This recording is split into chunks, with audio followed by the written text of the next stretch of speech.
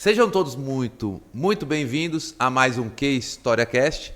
Sou o Jardel Cerqueira e mais uma vez aqui um grande convidado. Sempre digo que é uma honra para mim, mas aqui é uma dupla honra, porque o cara é demais. Esse cara, além de ser um baita de um músico, um baita de um produtor, um baita de um empresário, padrinho do meu casamento, meu amigo Sérgio Duarte Rodrigues, vulgo o Batata. O Batata. Seja bem-vindo, Batata. E aí, mano? Tamo junto? Uma alegria estar aqui, Esse podcast é um sonho, né? É um sonho... Começou com um sonho meu, que a gente passou para um sonho da Que Publicidade. Então, eu geralmente estou ali, né, onde está o meu amigo Jocélio hoje. Geralmente fica nos bastidores, mas hoje ele está aqui e hoje eu estou nas câmeras. É diferente, hein, a parada? Diferente, né? Dá um gelinho ali na barriga, né? Mas hoje você está de protagonista, mas não pense que eu vou amarelar para você, não. Tem que alisar, mano, tem que alisar. Já vou começar direto. Essa pergunta é difícil. É difícil para todo mundo. Quem é o Sérgio Duarte Rodrigues? Vulgo o Batata. Batata. Eu sou o Batata. Muito prazer. Galera, é o seguinte, essa pergunta eu vejo ele fazendo sempre pra galera e eu fico pensando, tem muita gente que vem aqui e fala sobre, eu estou isso, eu estou aquilo, e eu particularmente não gosto muito dessa terminologia. Eu sou o que vocês estão vendo aí, o Sérgio Batata. Sou pai do Arthur, esposo da Lê, né, filho do seu Ari, da dona Juju. E eu não estou músico, eu sou músico, eu sou produtor. São coisas que eu batalhei a vida toda para poder dizer que eu sou. Mas isso não significa de que eu sou apenas isso. Eu sou muitas coisas, né? Eu sou filho do seu Ari, eu sou marido da Lê, né? Sou o pai do Arthur, e sou músico, sou produtor, pego trabalho como DJ, pego trabalho como técnico de som, pego trabalho como eletricista, pego trabalho do que pintar. Eu sou um cara que gosta muito de aprender e de aprender fazendo. Eu acho que é uma boa síntese, assim. Tem mais um monte de coisa que eu faço, mas tem que sintetizar, né? Senão eu vou ficar o podcast inteiro, eu sou. Não, isso aí. Então, aí, quando eu iniciei aqui, você já falou assim, puxa, já tá puxando meu saco, né? Mas o legal que, quando a gente está na frente das câmeras, algumas coisas mudam dentro do nosso cérebro. Parece que a gente fica mais suscetível e mais emocionado. E esse momento de emoção de um podcast, de uma entrevista, se revelam várias coisas muito bacanas, né? Inclusive, é algo que realmente eu gostaria de falar ao seu respeito, porque eu acho tudo isso e muito mais. Você, para mim, é o cara, porque senão você não seria meu sócio. Né? A gente tem as nossas diferenças normalmente, como todo ser humano, como todo mundo que quer dar certo. Então a gente quer dar certo também e a gente está aqui fazendo esse podcast. A gente briga para dar certo. A gente está fazendo esse podcast para trazer conhecimento para vocês e, acima de tudo, a verdade da nossa história. Então, o que eu quero trazer hoje aqui, de mais importante, é a sua história. Porque na história é que as pessoas veem a sua verdade, não é no que você está falando. E eu sou especialista nela, né? Inclusive você está lançando um livro, né? Isso. Então vamos começar já a falar do seu livro, porque nele já contempla boa parte da sua história. Mas não conta o que está no livro, pelo amor de Deus, senão o pessoal vai falar, pô, já deu spoiler inteiro. Não, eu gosto de falar sobre... O que eu gosto de falar sobre esse livro é o que me motivou a escrever ele. Então, essa seria uma pergunta, né? O que te motivou a escrever? O que me motivou a escrever esse livro? Nem eu fazer a pergunta. Voltando, para fazer o corte do negócio.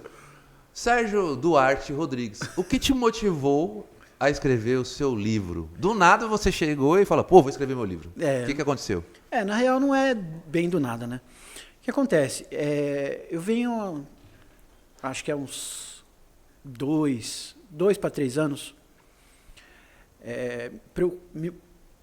me preocupando bastante com a minha evolução pessoal. Aprender mais sobre mim, aprender mais sobre negócios, aprender mais sobre pessoas, evoluir de diversas formas, né? Porque para brigar para essa evolução, não só para o meu bem, mas para o bem da minha família, para o bem de quem me cerca. Então, puxa, eu comecei a estudar, comecei a aprender um monte de coisas. E aí,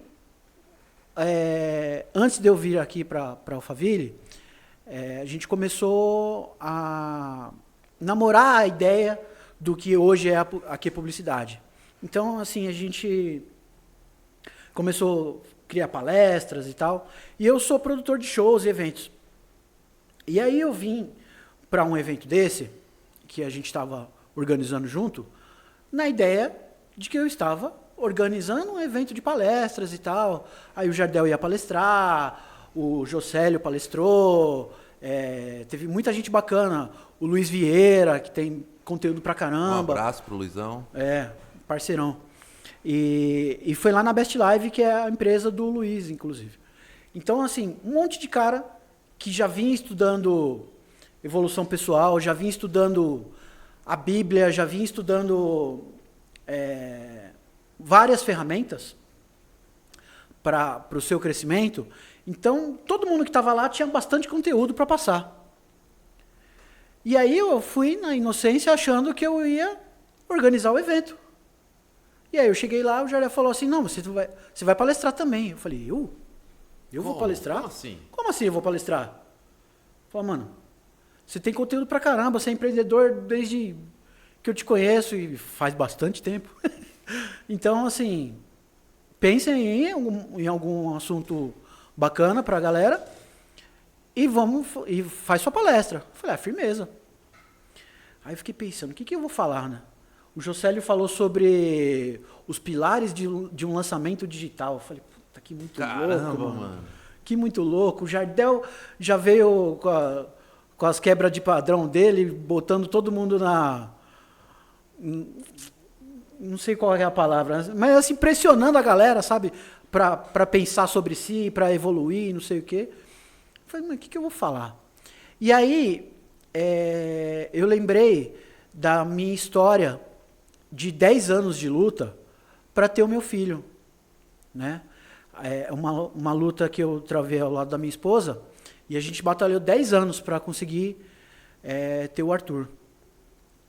E aí eu falei, poxa, se as pessoas estão lá, estão pagando para estar no evento e vão ver uma palestra minha, eu tenho que passar alguma coisa que possa ajudá-los.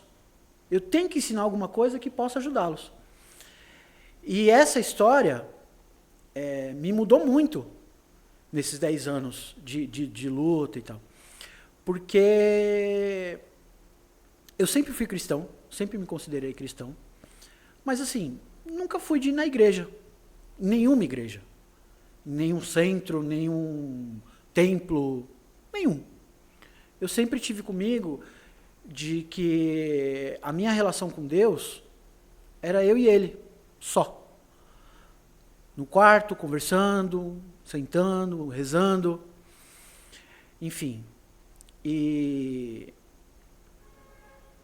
aí, nesses 10 anos, eu aprendi muito, evolui muito, e eu achava que várias das coisas que aconteceram nesses 10 anos eram coincidências, né?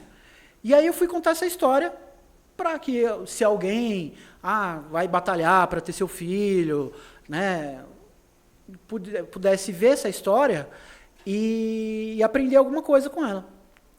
E aí eu comecei a contar a história e tal. E eu sou um cara muito emotivo, eu choro à toa. Choro mesmo. Isso é verdade. Choro à toa. E aí eu lembrando da história para poder contar, né?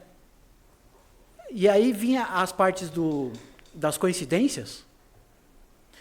E depois que você olha para trás de umas coisas que você já passou, e que na época pareciam coincidências, quando eu estava contando...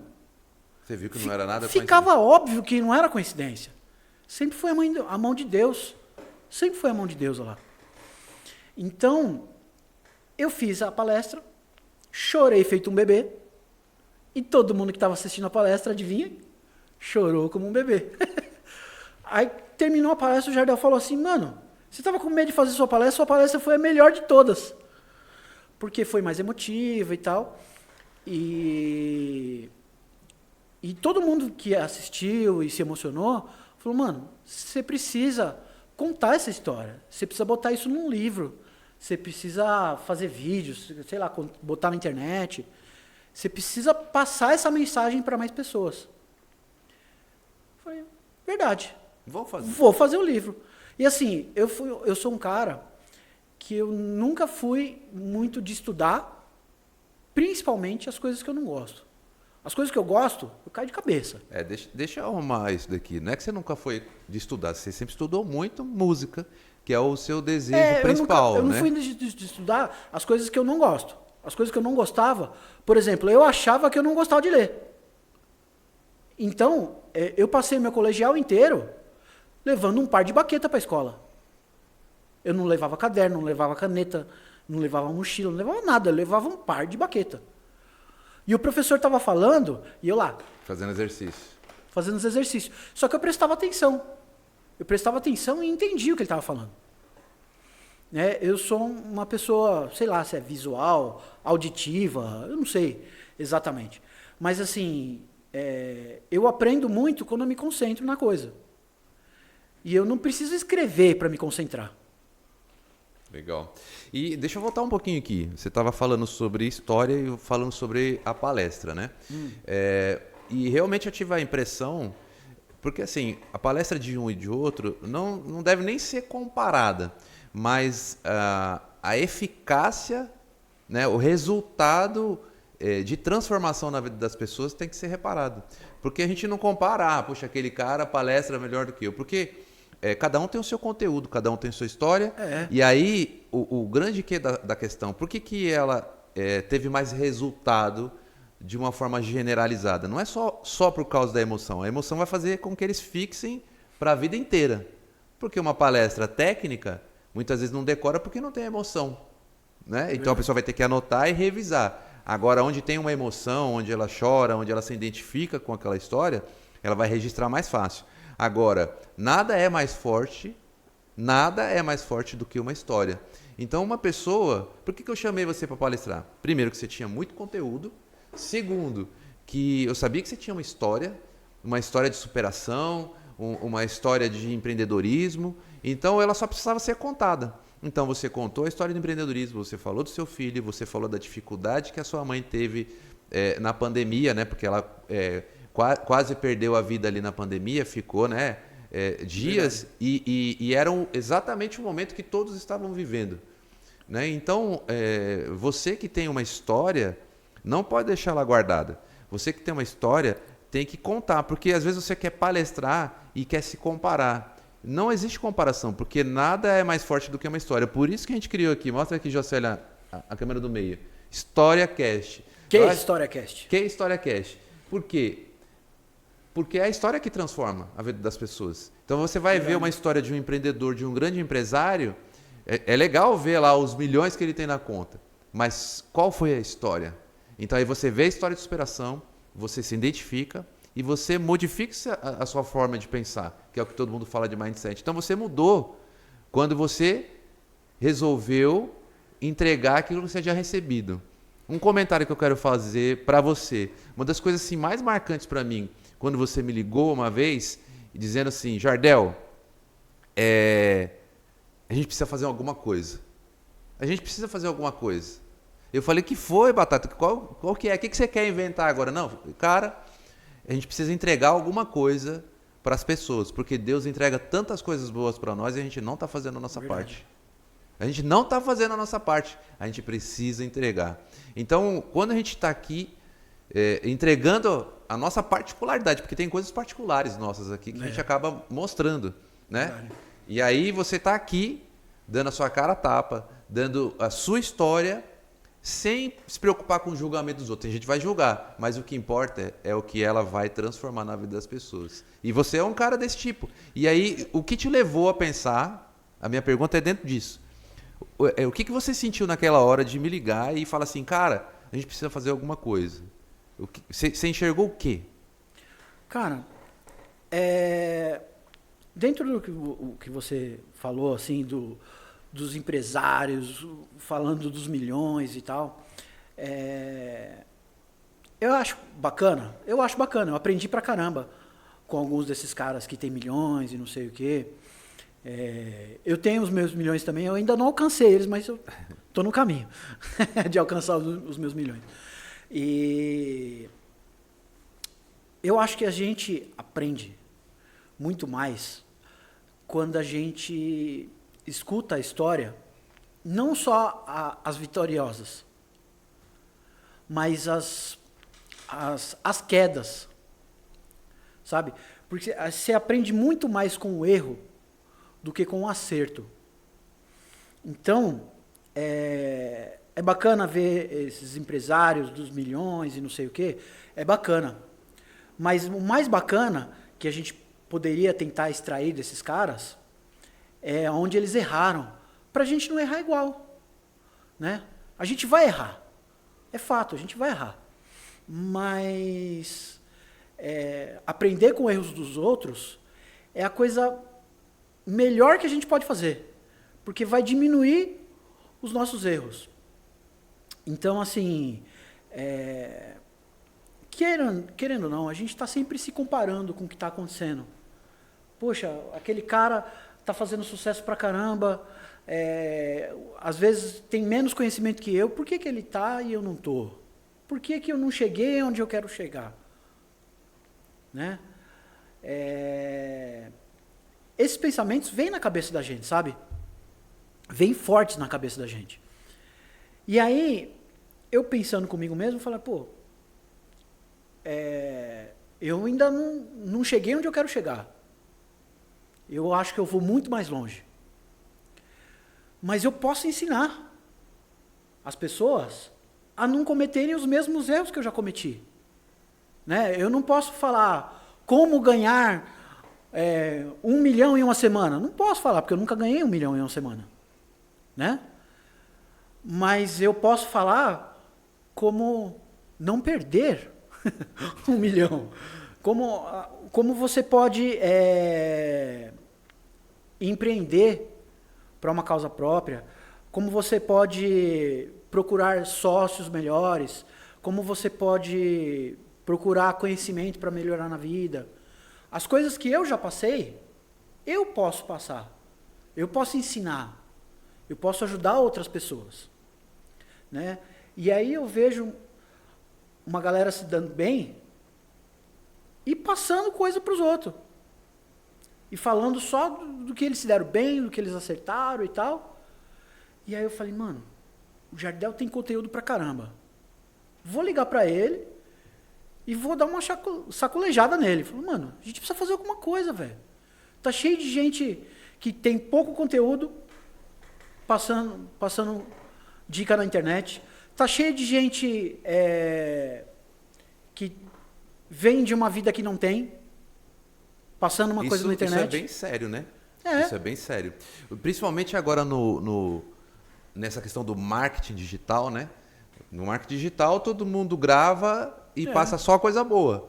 Né? E muitas vezes não são verdadeiras. Quando você conta da tua história, não tem como você mentir.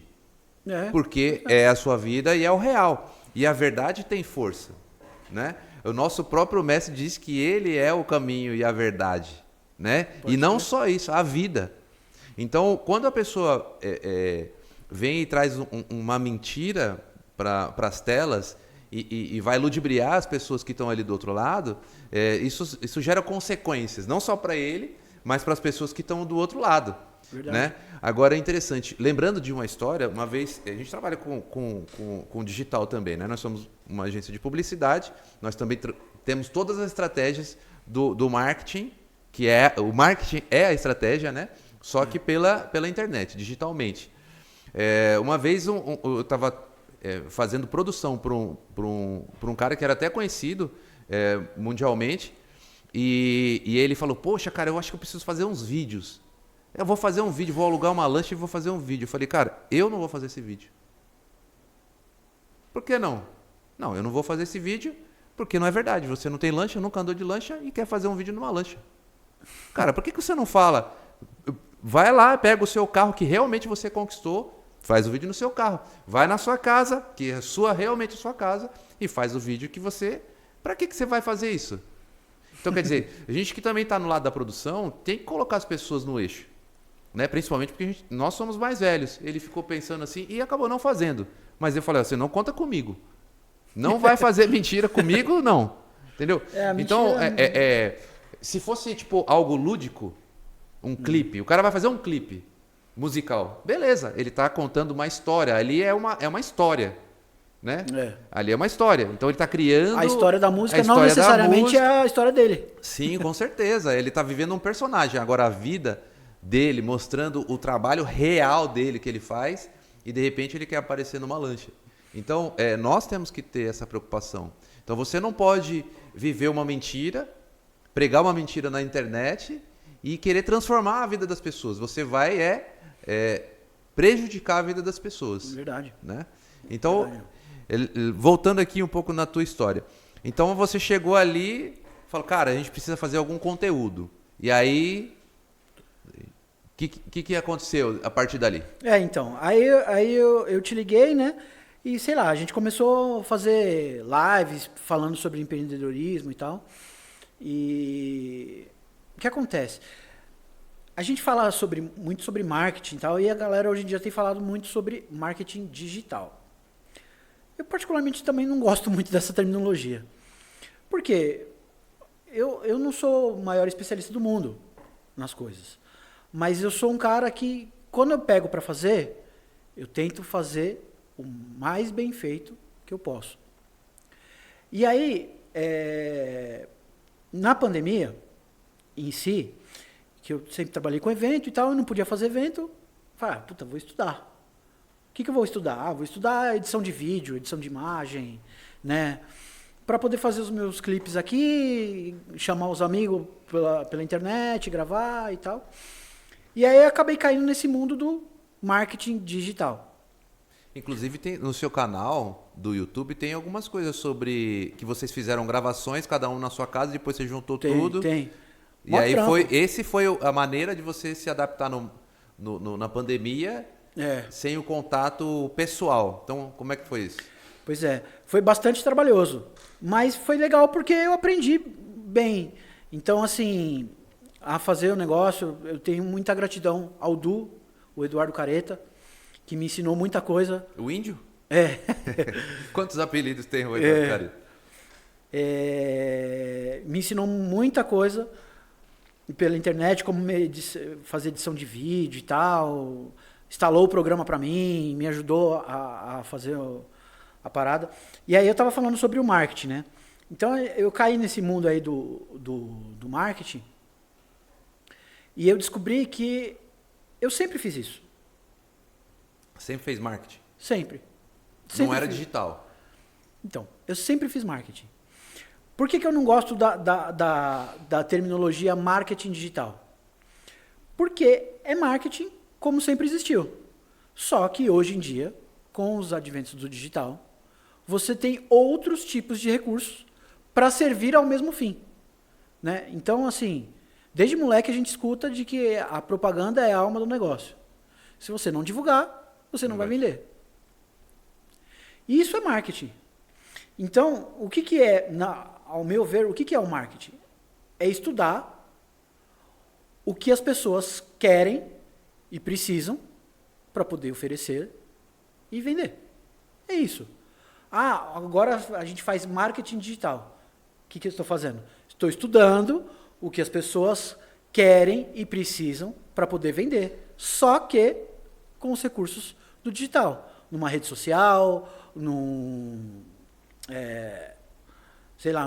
ads da vida. Né? Existem várias coisas. Fazendo vídeo pelo celular, coisa que antigamente não existia. mas é a mesma coisa. É marketing. Né?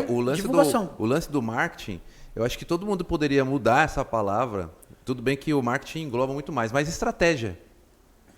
Marketing é estratégia. Todo mundo pensa que quando vai fazer algum anúncio é marketing. Não. Antes do anúncio é marketing. Então é a estratégia. Então sempre houve estratégia, só que dentro dos adventos que a gente não tem hoje, né? O que a gente tinha naquela época? Na época que você começou com as bandas, como é que era feita a divulgação? Outdoor e colocava no muro. Você é especialista em lambe-lambe. Mas eu quero fazer essa piada. Você é um dos mais... Eu não pude... Eu perco o amigo, mas beleza. não vou perder a piada. Então, o pessoal da nova geração não vai saber o que é lambe-lambe, né? Lambe-lambe era os papel que era colado. Lambe-lambe era tipo uma folha impressa enorme com o nome da banda.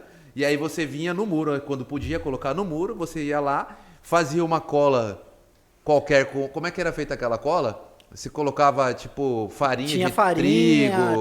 Enfim, misturava. Era uma mistureba. Fazia aquela sal. mistureba. Depois você pesquisa na internet como fazer cola com farinha de trigo.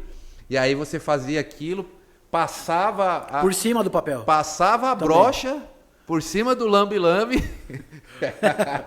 E aí ficava aquilo lá. E a cidade inteira de São Paulo ficava cheia de anúncios. Era uma estratégia de divulgação de marketing. Por quê? Porque tinha tráfego de pessoas naquele lugar e a pessoa olhava o outdoor, olhava os lambes e assim era feita a estratégia que era o marketing da época. Uma das estratégias da época que o pessoal pegava no meu pé, que eu nunca gostei de fazer, que assim... pro Rafael Costa e pro Fred Franco. Eles me enchiam o saco. Qual era de você? Você não gostava do quê? Não gostava de fazer. Batata, você tem que fazer métier. O que é métier, mano? Métier. Métier. O que é fazer métier? Até hoje eu não sei o que é. Acabava o show, os caras ficavam lá, tomando uma, pegando amizade com o dono do bar, pra poder fechar novos shows. Então quer dizer que, fazer, que network é métier? Network. O que acontece? Hoje em dia, eu adoro fazer network. Entendeu? Que na época, a galera chamava de fazer métier. Quem não é visto, não é lembrado. Velho, isso é muito antigo, mano. Que idade você deve ter, hein, velho? Eu tenho 19. 19 só de produção musical. Não, tem mais. Tem mais, né? Então, você não gostava da estratégia do métier, mas... Eu não gostava da estratégia do métier, por quê? Que hoje em dia a gente chama de network. Porque, embora eu ame música, eu ame tocar, o ambiente em que a gente estava inserido não é um ambiente que eu amava estar. Nunca amei estar. Entendeu? Por quê? Porque a galera vai para se divertir. E enche a cara. E enche a cara. Tem algumas pessoas que usam coisas muito piores, mais pesadas, né? E namorar. Né? Eu, assim, eu, quando era mais novo, também gostava muito de namorar, né? Mas, assim, eu encontrei a Lê já há muito tempo. Então, assim... Ela era criança, né? eu tinha 19, ela tinha 15. Então, assim, eu comecei a tocar na noite com 14. Caramba! Então, dos 14 aos 19, eu namorei pra caramba. Mas depois que eu encontrei a Lê, não tinha mais graça sair pra namorar. Eu já tinha a Lê. Né? Me conta aí. Não vamos deixar passar batido, porque a Lê é a Lê, né?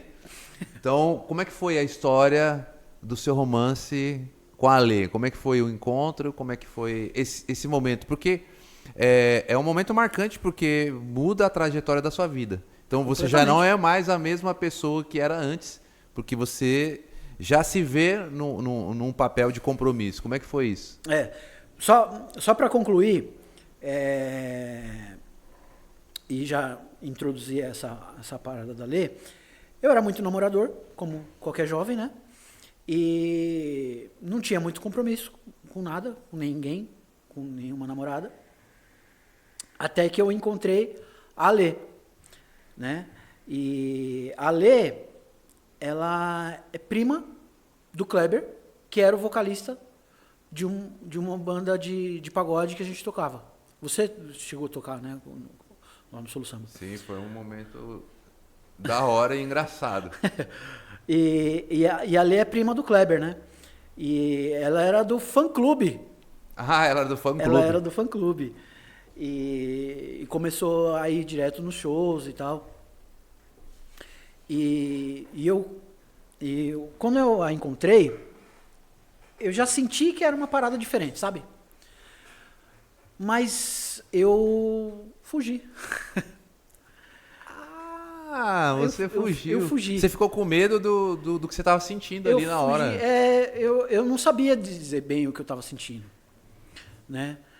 E a gente tava num grupo de samba, assim, que tava pegando um nome ali na região e tal, era bastante conhecido. Já tinha um nome. É. Porque eu comecei antes, né? A gente tocou nessa banda, eu toquei antes de você. Tinha até gravado um vinil, né? Coisa que na época era só as bandas que estavam estouradas gravava vinil, né? Chamava Solo Samba. Solo Samba. Se a galera do Solo Samba vier aí... um abraço pra vocês. Um abraço. O grupo já não existe mais há anos, assim, mas a galera mora no coração. Como sempre vai morar. E... não foi assim, aquele negócio de Hollywood, sabe? Tipo, nossa, é a mulher da minha vida. Não. Eu não soube bem o que eu senti quando a gente ficou. Aliás, a Roberta, que era a esposa do Kleber, né? Chegou, ela chamava a Lê de Chan, que para quem não conhece, a Lê, minha esposa, o nome dela é Alexandra. Né? Uns chamam de Ale e outros chamam de Chan. De Chan. A família dela chama ela tudo de Chan. Aí a Roberta veio no dia seguinte que a gente tinha ficado, né? Batata, a Chan não para de falar de você. E aí? Eu falei, mano, não curti não, mano. Não curti não. Fala pra ela que... Ficou com medo. Que deixa quieto. Como assim, Batata? Eu falei, mano, não sei. Ela ficou com muita frescurinha. Não é muito a minha, não. Era uma criança, né? E aí? E aí a gente não ficou mais. Ela nem morava em São Paulo, na verdade. Ela morava na Praia Grande. E a gente não ficou por uns tempos. E eu estava namorando com uma outra pessoa. E aí, de vez em quando, ela voltava. Aí, quando ela voltava, ela ia ver o show. Aí, ela ia ver o show e tal. Eu falava que não e tal, mas acabava ficando com ela. Aí, não tem jeito, né, cara? Rola comparação, assim, tipo... Ela é diferente. E eu sempre enxerguei de que ela era diferente. E acho que foi isso que me assustou. Pô, tinha 19 anos. Falei, mano... né, cheio da mulherada. É verdade, tinha uma par de mina, né, possível, entendeu? A gente tocava em vários lugares e tal. Tinha lugar que o Solo Samba ia, que a mulherada ficava chacoalhando a van. Você passou por isso. Você é louco, dá medo. A mulherada ficava chacoalhando a van para agarrar a gente. Então, assim, eu não queria me prender, né? E aí fiquei com medo e tal, mas... quando é pra ser, não tem jeito, né? E fui superando esse medo aí. E foi a melhor coisa que eu já fiz na vida, assim, a melhor decisão que eu já tomei na vida. Isso, aproveitando. Sem sombra de sem dúvida. sombra de dúvida. Você se transformou num outro cara, muito melhor. Porque eu conheci antes e depois. Não porque você era ruim, é porque você se tornou um cara mais família, mais centrado, já sabendo o que você queria. Uma pergunta não, né? Aproveita que você está nessa câmera aqui, que é um momento emocionante, e já deixa uma mensagem para sua patroa. Meu amor, você sabe o quanto eu te amo, mas eu não canso de dizer e te digo todos os dias, eu te amo muito, muito mesmo. Ó. Digo todos os olhos dias. ficaram lacrimejados. Vamos mudar de assunto, senão você vai chorar, porque você sabe, toma uma aguinha aí. Aproveitando esse momento de emoção aqui, não esqueça de se inscrever no canal, compartilhar e ativar o sino, as notificações para chegar esse conteúdo para mais pessoas, porque a história é a que transforma. Que História Cast. Mas eu quero saber, eu sei que você quer falar uma coisa? Quero falar uma coisa, para não perder o assunto da Lê. Tá, porque eu já vou sair do assunto. Vai ser muito bom a gente chamar para participar, porque ela tem histórias muito legais. Hoje em dia ela é uma grande profissional. Ela é assessora de eventos, casamentos, aniversários. Tal. Ela tudo. Organiza a festa que precisar. E assim, não é porque está em casa, não. Ela tem uma visão assim, sabe o tipo da pessoa que bota o pé num lugar, já vê um negocinho que está errado lá no canto, está escondido, sabe, tem uma visão panorâmica. As mulheres são fantásticas. O homem só olha uma coisa só e a mulher olha tudo. Então é o tipo da mulher então, assim, que tem a visão além do alcance. É focada. Cara, quem contrata, todo mundo que contratou só tem elogios para falar. É só olhar os depoimentos, né? É isso tá lá na rede dela.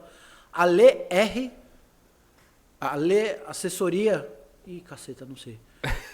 A Lê R Assessoria. A Lê R Assessoria, acho que é isso. A Lê R Assessoria. Batata. Posso te chamar de Batata? Não? Deve. Ah, não, porque eu pensei que não podia. Eu quero saber dessa história do Batata, porque todo mundo que vai ouvir tua história quer saber por que você é chamado de Batata. Mas, de forma mais técnica, tubérculo, né?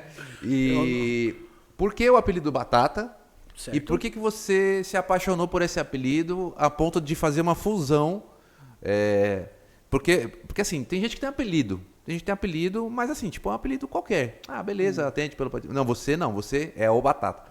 Você chega num prédio, você não anuncia. Quem que tá aí? Pode falar aí, ó, o Batata.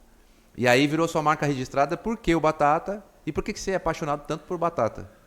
A real é o seguinte, são duas perguntas, então são duas respostas bem distintas. Por que do Batata? Na verdade, esse apelido era um apelido do meu irmão mais velho, do Hamilton. E ele tinha a turminha lá da rua que ele andava, aí era...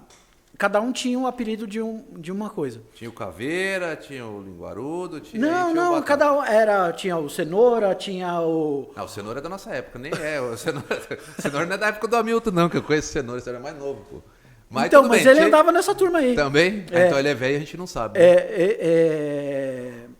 Aí tinham vários caras, tudo com apelido assim. Né, o Hamilton tem que idade? Ele tem 10 anos a mais que eu. Tá, o Cenoura tem... Tá, mas tudo bem, andava na mesma turma, era o mais novo da turma. E aí... Seu irmão tem 55. Ah, o 54. 54. Ah, então o Cenoura deve ter uns 52 por aí. Então. Então deve ser da mesma turma. Então, o Cenoura é tudo... Então, tudo eles andavam juntos. E aí, tinham vários caras com esse apelido. E meu irmão, por ser baixo e gordinho já, na época, era o Batata. E por ele ter 10 anos a mais que eu quando eu comecei a sair na rua para brincar, eu só saía quando meu irmão me levava. Minha mãe não deixava eu sair sozinho. Aí ele era o Batata e eu era o Batatinha.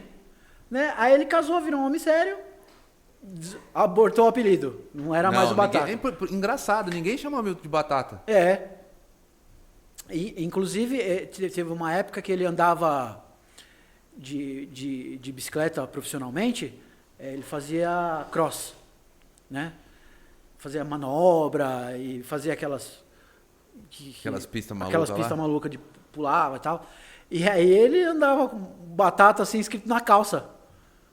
Então ele realmente assumiu o apelido, né? Uhum. Mas depois e tal, que ele passou a fazer outras coisas, ele parou de assumir o apelido e eu comecei a crescer, né? Deixei de ser o Batatinha e virei o Batata. E aí, as pessoas me conheciam como Batata. E aí, quando eu falava meu nome, ninguém sabia. Que nem eu trabalhei um tempo na Promoação, que é a que organiza os navios temáticos. Todo mundo me chamava de Batata. Um dia eu fui lá na Promoação,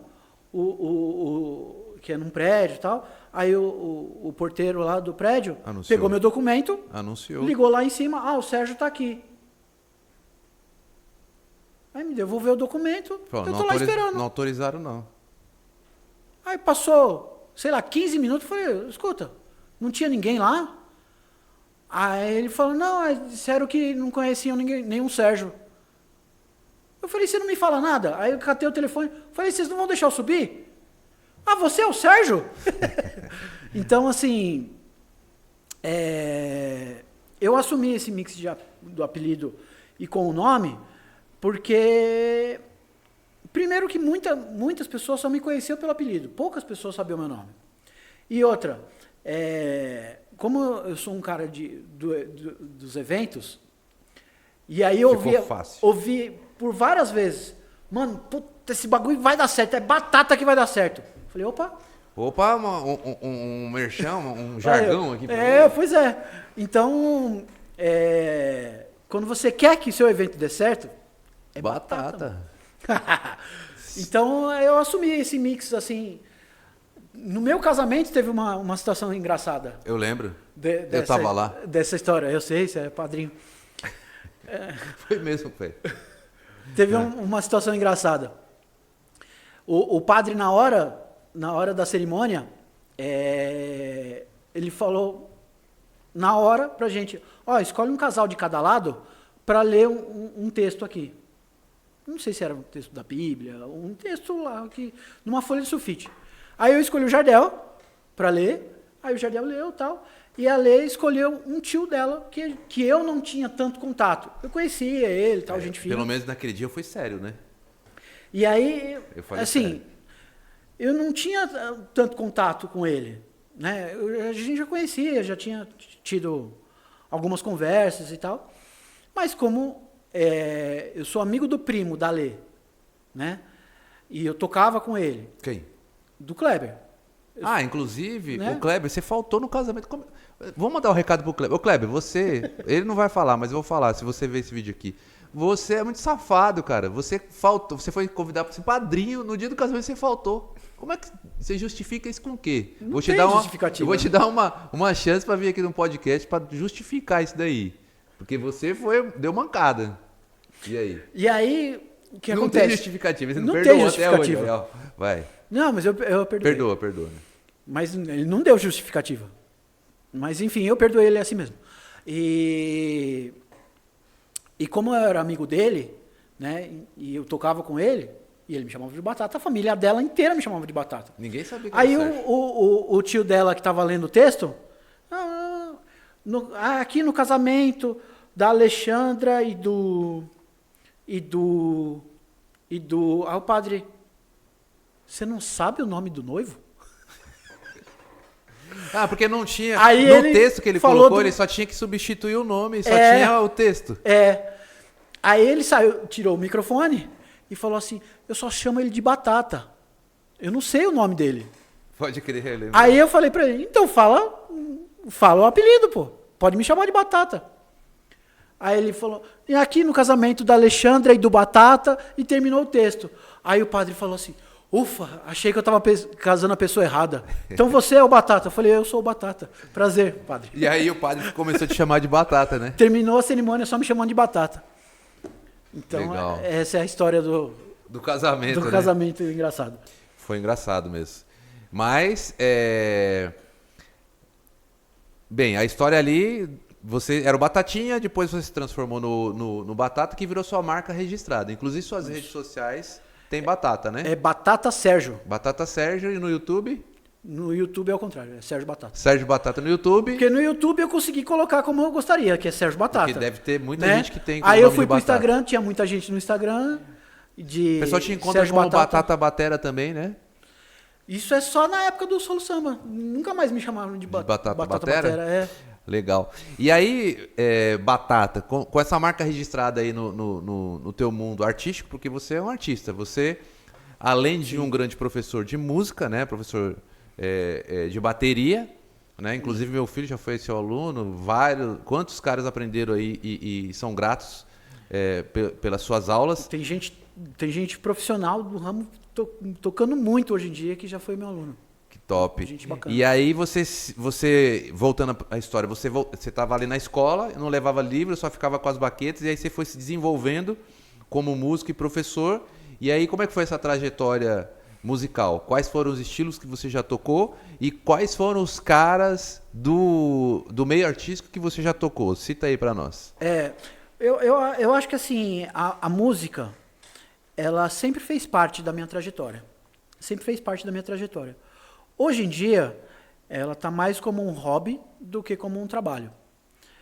Mas a música foi o que me trouxe para o lado do empreendedorismo. Porque eu acho que assim, eu identifiquei lá atrás que não bastava ser bom músico. Que eu precisava ser um marqueteiro. Eu precisava me divulgar. Eu precisava vender os trabalhos. Então não adiantava você fazer tudo aquilo e ficar escondido dentro da... Não adiantava. Na nossa época era na garagem, né? Ou no estúdio. Então você tinha que fazer marketing. Tinha que fazer marketing, tinha que pensar com estratégia, tinha que divulgar. Por quê? Porque tem muita gente que comete esse erro hoje em dia, né? E foi um dos motivos que eu te chamei para fazer aquela conversa, de falar para a galera, de falar dos nossos erros e acertos. Se você quer ser qualquer coisa, se você quiser ser um músico de sucesso, se você quiser ser o presidente da República, se você quiser ser, sei lá, um empreiteiro de sucesso, se você quiser ser qualquer coisa, você tem que pensar em duas coisas. Você tem que estudar para ser realmente bom nisso, mas isso não é a única coisa. A outra coisa é que você precisa divulgar isso. Não basta você ser um bom músico, não basta você ser um bom político, não basta você ser um bom empreiteiro. Você precisa divulgar isso. Se você não for bom nisso, se você só é bom na sua área, então contrate alguém. Contrate alguém bom nisso. Tem aqui a publicidade aí, para te ajudar. Mas enfim. Essa foi a minha visão assim, da coisa. Brincadeiras à parte, é fundamental, porque a própria Bíblia fala que não tem como você iluminar um lugar colocando a luz debaixo da cama. Não tem como. Você precisa colocar ela no alto, né? Por quê? Porque precisa de visibilidade. Então, as pessoas elas não entendem isso.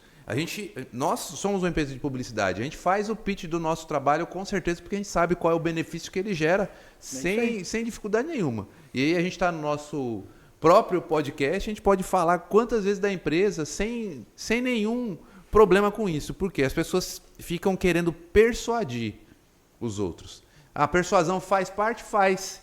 Mas o que vende mais claramente? O trabalho para resolver a dor da pessoa. A pessoa não... Isso, a verdade. A pessoa não consegue vender porque não divulga. Né? A gente tem um trabalho focado na área da construção civil. Por quê? Porque a pessoa da área da construção civil, ele tem já muito resultado dentro das indicações e dos relacionamentos de network que ele vai fazendo. Porque se não for o network, você não recebe uma indicação. Então você precisa prestar um bom serviço e alguém te indica. Aí você presta outro grande serviço e alguém te indica de novo. Aí um gostou, te chama novamente. Agora, você tem... Quem chegou? Jocely Silva. Deixou na câmera do meio? Dá um tchau pra galera. Não deixou, ele deve estar aqui. E aí você não consegue especificamente divulgar o seu trabalho porque você deixa em último caso. Então, se você depende só da indicação, tá tudo certo com isso. Indicação é realmente um grande canal de vendas. Agora, a divulgação pelos meios da internet são fantásticos. Então, você precisa ser visto e pelo maior número de pessoas. A tua marca que você constitui, a nossa marca está aqui. Põe aqui, Jocélio.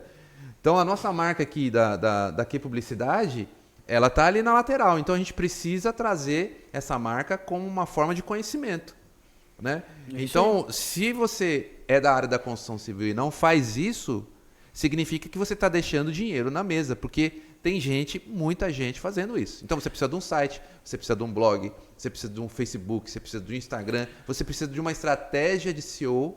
Já estamos fazendo nosso pitch. A estratégia de SEO, que é um conjunto de palavras-chave que vai fazer o seu conteúdo chegar em primeiro lugar de forma orgânica. Então, se você não faz isso, existem vários erros no seu site. Então, isso é muito sério. Então, às vezes você gasta lá R$5.000, R$10.000 num site e não faz uma estratégia de palavra-chave e aí o seu site não aparece. Qual é o problema? É a questão de contratar um profissional para poder fazer. Ele pode até aparecer na segunda, na terceira, na quarta página. Na 20ª página. E é isso aí. E a gente fala, nesse meio aqui que a gente vive assim de publicidade e tal, se você quiser esconder alguma coisa, coloque na segunda página do Google, que é o lugar que ninguém nunca vai ver. Ninguém quer chegar até lá, Ninguém chega lá, na segunda página do Google, é na primeira. No primeiro clique. Mas voltando à pergunta que eu te fiz ali, que não quer calar, quais são os grandes trabalhos que você já fez como músico e produtor? Elenca aí os caras que você já passou. Cara, assim, eu sou um dos poucos caras do mercado, que não está mais no mercado, brincadeira. Eu sou um dos poucos caras do mercado assim que pode falar com orgulho assim da carreira musical, por ter passado por tantos projetos diferentes e pessoas bacanas, assim, nome de peso, sabe? Então, eu comecei a dar aula em 98, comecei a estudar em 94 e em 98, 4 anos depois, já estava dando aula de bateria. E aí, com essa minha veia empreendedora, eu não conseguia ficar parado num estilo, num métier, num network específico. Eu queria abrir, eu queria novos horizontes. Então, assim, eu gosto muito de rock, né? Então eu comecei tocando as coisas que eu gostava, né? Montei minha primeira banda em 95. Não, 94 eu comecei a estudar, eu já tinha uma banda, mas daquele jeito, né? É o começo. Era daquele jeito. Era o começo. Era daquele jeito. Então, assim, eu já comecei... Prossiga. Eu já comecei estudando para tocar o que eu gostava, né? Que eu acho que é o que dá mais incentivo. Você fazer o que gosta. Dá mais resultado também. Né? Você fazer. Então, eu comecei estudando rock porque eu gostava de rock. E aí pintou a oportunidade para ir tocar samba. Que transição, hein? E aí eu fui tocar samba e eu não sabia tocar samba. Mas eu fui. Porque eu sou empreendedor. Entendeu? Empreendedor tem essa cara de pau, né? Eu vou fazer. Como que é? Ah, mano, escuta umas músicas aí e vamos lá fazer. A gente te ajuda. Tá bom. Fui lá fazer. Foi um fiasco. Óbvio que foi um fiasco. Mas assim, eu gostei do profissionalismo da coisa. Sabe? Porque, tipo assim, auge, né? Eu tinha minhas bandas de rock e a gente tocava na garagem. De qualquer jeito. Né? Do jeito que dava. A gente começava a tocar, o vizinho vinha reclamar que tá alto o barulho, não sei o quê. Pô, não é barulho, é a minha arte, eu tava tocando. Como que o cara vem reclamar? Que arte feia do cara. Mas era a minha arte. Que arte. Eu tava tocando, como que o cara vem reclamar? Beleza. A música é a expressão da pessoa, né? Expressão de e aí, era daquele jeito mesmo, mano. O cara tinha razão de reclamar, mas na época eu não entendia. Se fosse seu vizinho hoje, você reclamava, né? Mas naquela época eu não entendia. E aí eu fui tocar samba, e mesmo não sabendo tocar samba, tirei a mão, fiquei vendo os caras, né? Fiquei fingindo ali que tava tocando e tal. Botava um pratinho, o outro em alguma hora que eu sentia que era e... Contratempo não tinha nenhum, era tudo tempo. Era na cabeça, rock and roll, pô. Mas assim, o profissionalismo da coisa... Cara, nesse show foi muito legal, Porque já foi numa quadra de escola de samba, tava lotado, gente pra caramba, né? No mesmo dia teve grandes atrações, sabe, do samba, assim. Eu acho que teve Leci Brandão, Fundo de Quintal e... Só os tops na época. Sabe, galera top. E a gente abrindo o show e eu não sabendo o que fazer. E assim, um mar de gente, eu falei, nossa, é isso que eu quero. É isso que eu quero. Pô, mas eu não gostava de samba. E daí? Eu gostava de tocar. E aí os caras falaram, Batata, não dá, mano. Não dá, mano. Não dá. Aí eu falei assim, me dá mais uma chance, mano. Não, mas você não sabe tocar samba. Eu falei, mas vocês me chamaram ontem. Eu não sei mesmo. Me dá mais uma chance. Ó, a gente vai ter show no final de semana que vem. Mas eu vou chamar outro batera pra semana que vem. Eu falei, caramba, caí, né? Caí da gig, ó, eu. Caiu. Mas eu falei assim, não, mas eu vou estudar. Eu vou estudar. Aí eles tiveram um show na outra semana com outro cara, que era um cara que tocava no Arte Popular. Que é um grande... Já era um cara profissional na que época. O grupo era profissional. Sim. Era top. E aí chamaram o cara do Arte Popular. Ele foi fazer no outro final de semana. Porque recebia um cachê, né? Mas passou outra semana. Ele não podia ir. Ele foi fazer o show com o Arte Popular, que pagava mais. Lógico. Né? Aí os caras ficaram sem batera. E eu tinha passado essas 2 semanas... Comendo com farinha. Comendo samba com farinha. E aí, os caras me chamaram em cima da hora e eu fui tocar. Sem falsa modéstia. Em 2 meses, eu era o melhor músico da banda e eu liderava os arranjos. Não, a gente vai fazer o break aqui, vai ter um acento aqui. Você tá... Eu fiz o acento e você não veio comigo. Faz de novo, vamos ensaiar. Começou a ensinar os caras. Comecei a liderar musicalmente a banda. Em 2 meses. Mas eu caí de cabeça e ouvia samba o tempo todo. E na época não tinha muito negócio de vídeo, de internet. Era ouvindo, sentado na bateria e fazendo. Voltando música, volta. Dá o play no CD, na época já era CD. Dá o play no CD, aí... Caramba, eu acho que eu sou mais velho, porque o meu era fita. Você é um pouco mais velho que eu. Respeita, rapaz. E aí, eu comecei a progredir musicalmente, né? Porque eu estudava muito, me dedicava muito. E aí comecei a fazer freelance, né? Para quem não é da música e tal. Freelance é quando você contrata músicos de outra banda para fazer um show específico e paga o cachê dele. E aí logo você começou a chegar a aparecer em algumas outras bandas. O que foi? Quando foi que você chegou numa banda famosa mesmo, assim? Do meio do samba, porque você ainda estava no samba, né? Não. Não. Eu já estava com o solo samba, estava rolando o solo samba. Tava bem. E aí eu voltei a tocar com as bandas de rock. Que foi com a ATP. Que é o que eu gostava de fazer e tal. E aí eu fazia pra brincar, pra curtir o meu rock. E esse final de semana tinha show pra caramba. Eu trabalhava na Siemens. Fazia faculdade à noite de contabilidade. Aí os caras do Solo Samba passavam na porta da faculdade, me pegavam, a gente fazia 2, às vezes 3 shows. Me deixava na porta da Siemens de novo. Aí eu trabalhava o dia inteiro, saía da Siemens, ia para a faculdade. Isso assim, mas nos finais de semana, quinta, sexta, né? Sábado eu morria, né? Porque ficava 2 noites sem dormir. Uhum. E isso eu tinha 14, 15 anos, né? Meus pais tiveram que assinar um papel para poder trabalhar. E o que seu pai falava sobre isso? Porque músico não era trabalho, assim, naquela época. Não sei se o pessoal já mudou um pouco hoje, mas era uma subcategoria profissional, né? Nem parecia profissão. Na nossa época era só para quem Imagina era meio... na época do nosso pai, né? E aí que seu pai falava o que para você? Tem uma história engraçada sobre isso aí. Meu pai, ele... Quando eu comecei a tocar, com 14, ele foi contra. Ele falava que música é coisa para vagabundo. Música é para quem quer viver na flauta. E eu virei baterista. Quer dizer, se eu tivesse tocado flauta, tava melhor, porque não precisava carregar tanta coisa, tanto Não peso. carregar peso, né? Carregar o bateria, instrumento eu acho que é né? mais barato, mas enfim. Instrumento 40 mil de equipamento.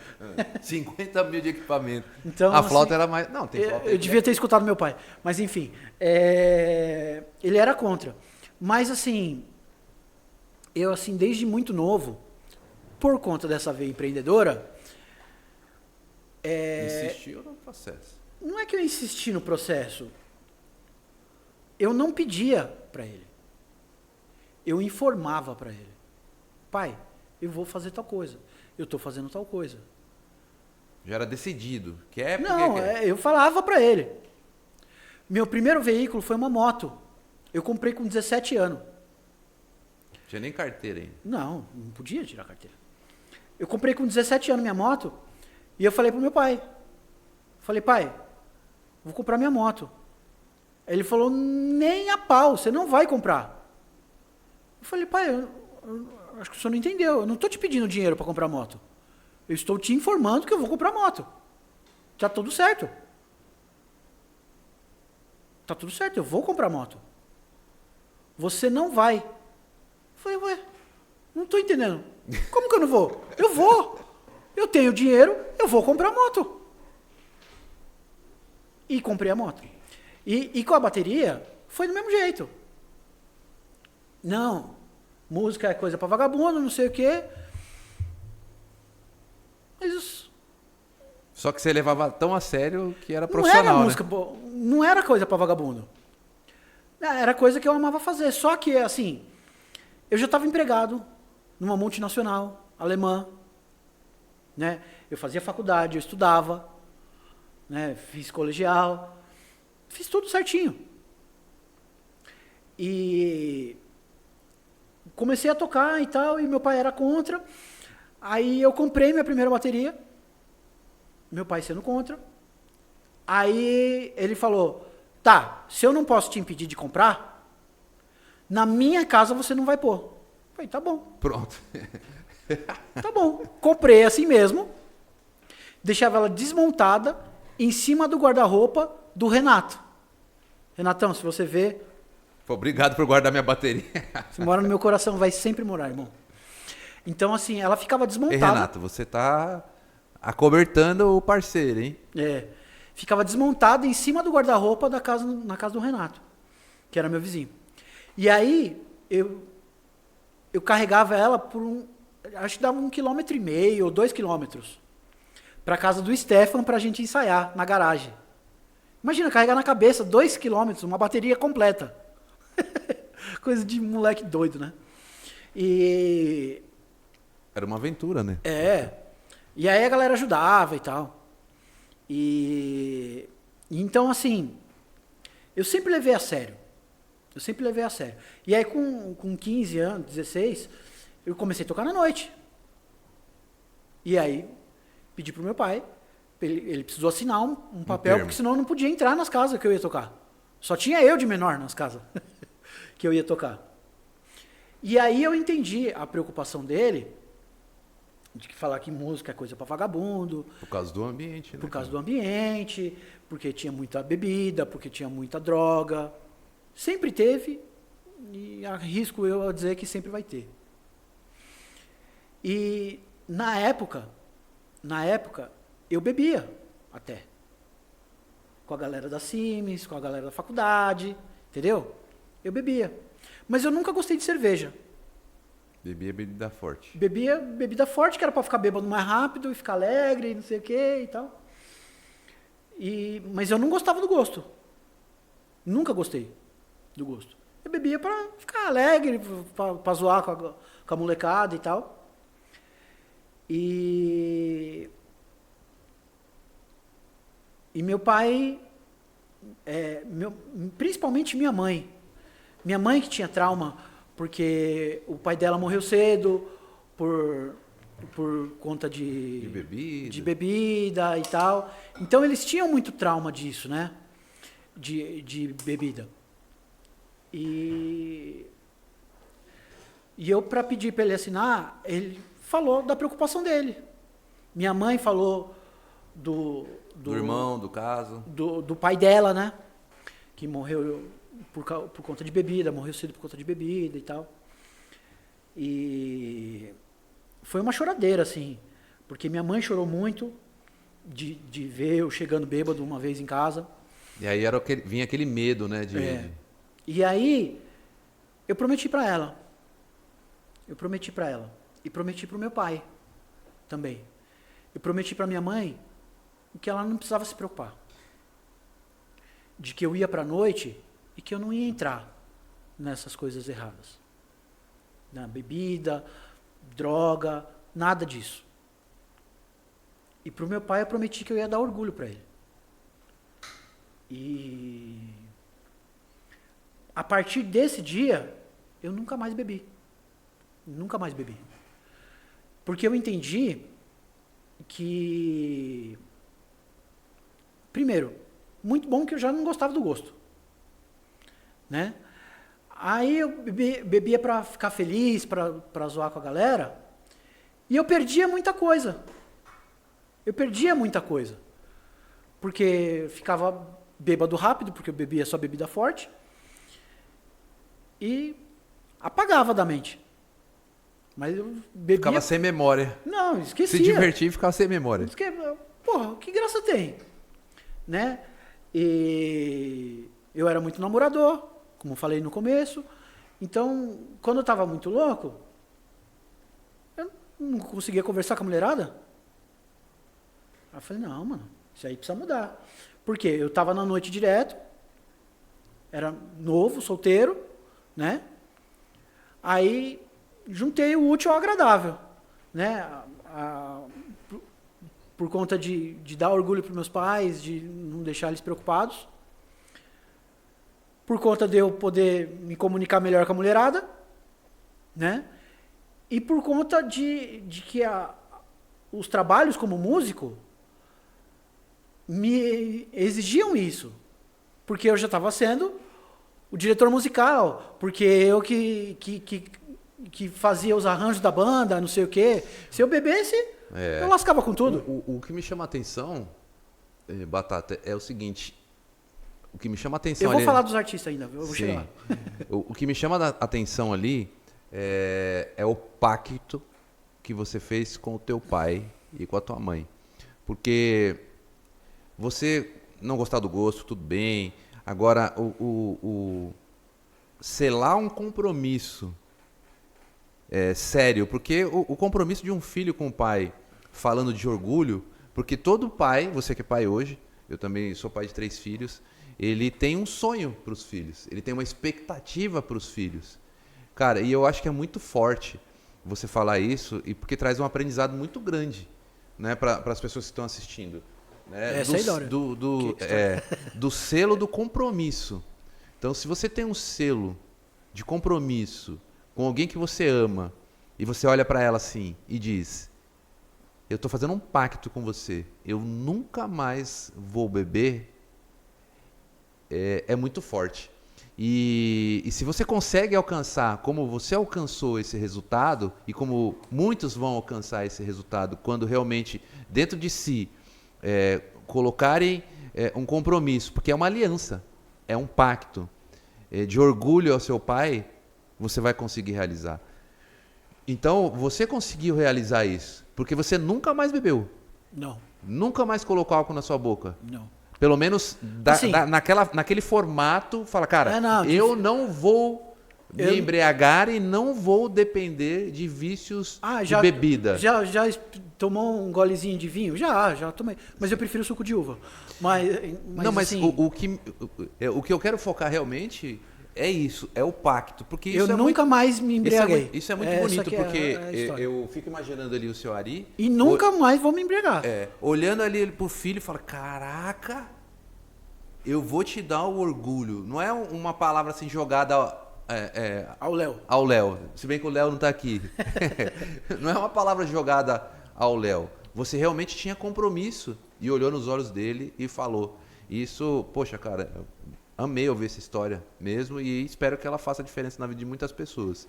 E aí, prosseguindo, Você não quer falar dos artistas? Vou falar. Você tem vergonha ou você não quer trabalhar o seu brand? É a ordem do... Se você for na ordem, meu amigo, vai ser 5 horas de podcast. Não, eu vou Saiba que teremos mais oportunidades. Vou focar nos E maiores. aí, nos artistas que você Então, passou aí ali. nessa época eu tocava com um grupo grande de samba e com uma banda de rock, classic rock, metal e tal, ao mesmo tempo. E fazendo faculdade, trabalhando na Siemens e tal. E aí eu resolvi que eu ia viver de música. Mal sabia você. Eu resolvi que eu ia Quais viver de eram as música. dificuldades, mas que legal. E aí? E, assim, muitas das pessoas que conhecem a minha história falam que essa é uma parte crucial, assim, sabe? Do tipo, poxa, eu te admiro por isso. Porque eu resolvi que eu ia viver de música.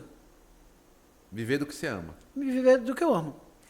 E eu fui buscar esse sonho. Saí da faculdade, tinha brigado com o professor, fui lá, ó, eu não vou vir mais. Você não quer trancar a matrícula? Eu falei, não, eu não vou vir mais. Mas tem certeza? Depois você vai pensar melhor, não sei o quê. Eu falei, não, querida, você não entendeu. Eu não venho mais. Nunca mais. Não vou voltar. Tá bom. Aí, né, dei baixa lá e saí da faculdade. Eu entrei na faculdade mais para dar um orgulho para os meus pais, que ia ser o primeiro filho, que tinha entrado numa faculdade. Depois minha irmã fez faculdade. Se graduou e fez. Mas até então, ia ser o primeiro filho a fazer uma faculdade. Aí eu entrei e fiz 6 meses de ciências contábeis e saí da faculdade e me mandaram embora da Siemens. Por quê? Porque eu estava exigindo uma promoção. Ah, simples assim. Simples assim. Eu era um excelente profissional. Me dedicava, fazia bem. Quero ser promovido. Preciso ser promovido. Por quê? Porque eu queria ganhar mais para comprar minhas coisas e montar meu estúdio e viver de música. Eu tracei meu plano. Vou viver de música. E falei pro meu encarregado que eu precisava ser promovido para ganhar mais. Aí ele falou, tá bom, vou ver. Me enrolou um mês. Eu falei, e aí?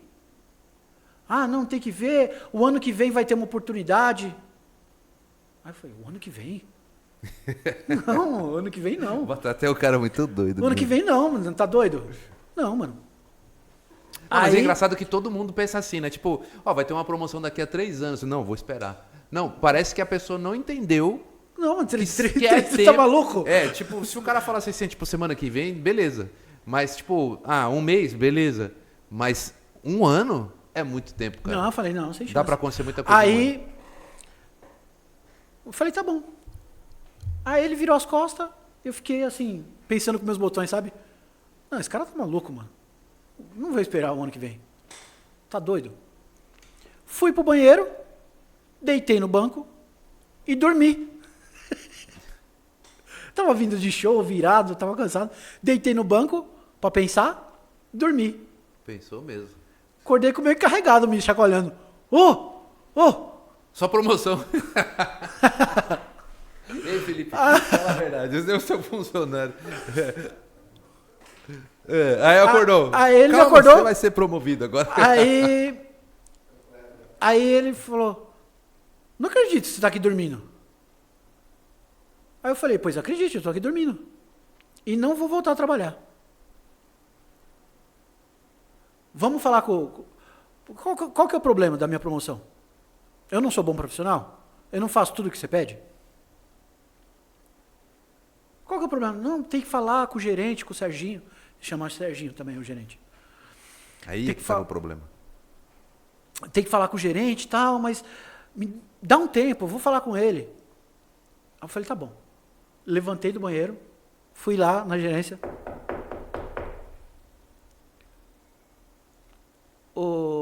Serginho. Serginho. Xará. seguinte, cara, eu preciso ser promovido. Eu não vou ficar como meio oficial. Não vou ficar. Eu preciso ser promovido.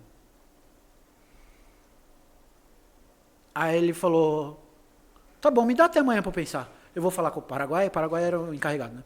Vou falar com o Paraguai, me dá até amanhã para pensar. Tá bom. Voltei, trabalhei pra caramba. Fala, agora vai. No outro dia trabalhei o dia inteiro pra caramba. Falei, o cara vai me procurar, né? Não me procurou. Aí chegou o final de semana, passou. Segunda-feira, cheguei. Nada também? Nada. Na manhã. E aí, Serginho? Pô, você falou de pensar até amanhã e tal. Falei com o Paraguai, a gente vai te promover. Vai sair daqui a 2 meses, é o período do corte e tal. A gente vai te promover. 2 meses, tá razoável, Tá bom. né? Beleza. Trabalhei pra caramba aqueles 2 meses. Mandaram o meu brother embora, o cara que é mais firmeza comigo, mandaram embora e me promoveram. Puta, eu fiquei puto, mano. Eu fiquei puto. Eu falei, mano, não era isso. Pra fazer isso. Não era isso, mano. Você não pediu? Toma. Você não pede as coisas direito, né? É. Não era isso, mano. Eu fiquei puto. Aí eu trabalhei mais 1 ano e tanto. 1 ano e pouco. Não chegou a 1 ano e meio. Trabalhei mais 1 ano e pouco. Já como eletricista, Oficial. né? Oficial. Acho que é isso. Eu era aprendiz e passei para meio oficial, uma coisa assim, sabe? E eu sei que eu fui promovido no lugar do meu brother e fiquei mais 1 ano e pouco, que aí veio a decisão da faculdade. Aí eu saí da faculdade e aí me mandaram embora. Foi aí que me mandaram embora. Mas já estava 1 ano e pouco, promovido e tal. Me mandaram embora por corte, eu não sei se para botar outro... O seu amigo que estava pedindo. Outro amigo, que né? estava para subir, e aí mandaram eu e botaram ele. E para mim foi um alívio. Foi um alívio. Porque eu tinha muito da vontade de empreender e tal, e não estava conseguindo. E aí eu peguei a grana da demissão, da rescisão, e comprei meu carro. Saveirinho vermelho. Saveirinho vermelha. Comprei meu carro. Porque eu era um baterista. O Baterista precisava ter um carro para carregar, né? Carrega a bateria. Né? E aí começou a abrir os trampos, começou a pintar trampo, não sei o quê, mas não o suficiente para me manter. Aí eu procurei um cara que tinha saído da Siemens e montado a empresa dele. Falei para ele que ele ia me contratar. Aí tem uma história interessante. Eu ia chegar nessa história aí, porque eu conheço um pouco da... Então, essa história é antes dos artistas, por isso que eu estava entendendo. Caramba! E aí, é bom que ele está contando na sequência, que depois a gente vai lá com a nossa inteligência artificial e já faz um livro novo. Né? Pega todos os temas e já faz o livro. E, para você que não sabe, dá para fazer um livro em 1 mês. A gente faz isso. E vem aqui que a gente explica. Então, tem uma história interessante aí, intrigante, porque... Escrito e publicado. Escrito e publicado. Tem um ensinamento muito interessante nessa sua forma de planejamento que eu acho que vai trazer muita clareza para algumas pessoas que não sabem e que são inseguras naquilo que elas querem. Então vamos lá. Você comprou o carro e tal, e de repente você chega num amigo seu que tem uma empresa, é um empreendedor que está começando. Não era amigo, era conhecido. Era um conhecido. E aí você chegou lá, conta a história assim, quando você chegou lá e pediu um emprego. Ele estava procurando alguém? Não. Então, vai lá, ele conta não essa estava história procurando ninguém. E ele abriu, tipo, uma garagem. Era a garagem da casa dele, só que era grandona e tal. E aí ele mexia com a parte de disjuntores, de média tensão. Né, de 15 kV. 15.000 volts. Olha aqui, que forte. E aí ele desmontava e tal, fazia manutenção. lá na garagem dele, que era perto de casa. Deu 1 hora já? Câmera nele? Boa, continua. E aí, os disjuntores. Aí, você pede pra colocar na minha câmera e entra na frente?